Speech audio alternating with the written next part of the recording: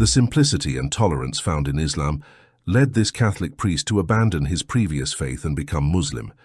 To put it another way, this priest converted to Islam after watching the funeral of a famous Muslim king.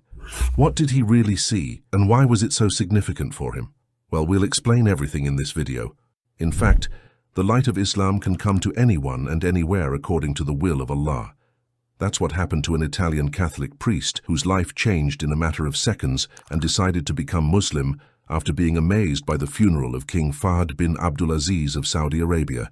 King Fahd was buried in Al Oud Cemetery the day after his death in 2005 after a solemn funeral ceremony attended by world leaders.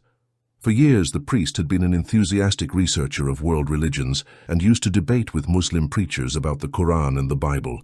Muslim preachers had tried everything for 15 years to get him to accept Islam. They used to give him Islamic books and tapes, but the priest never accepted to convert. But everything changed when the priest watched King Fahd's funeral on TV, during which he noticed an extraordinary modesty and simplicity.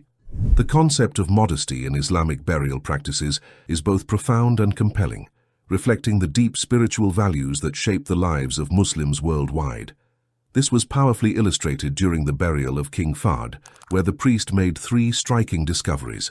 First, he was astonished to find that no coffin was used, a sharp contrast to what he expected for someone of such high status.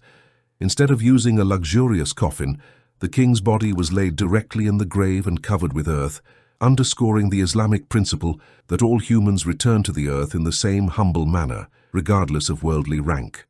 Second, there were no lavish garments, royal symbols, or ornaments accompanying the deceased. The king was simply wrapped in a plain white shroud, just as any ordinary Muslim would be.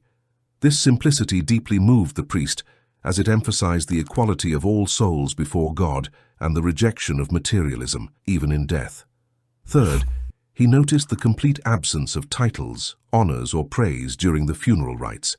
The attendees focused instead on prayers, humility, and asking for God's mercy on the soul of the deceased. For the priest, this was perhaps the most powerful realization that in Islam, the moment of death strips away all status, and what remains is the individual's relationship with their Creator. Curious to know whether the king's burial was an exception, he decided to observe how ordinary Muslims are laid to rest. After watching numerous videos from different parts of the world, he was struck by a powerful truth. The funeral rites were the same for all Muslims, regardless of their social status. There was no distinction between the grave of a prominent leader and that of a common citizen. In death, all were treated with the same dignity, humility, and simplicity.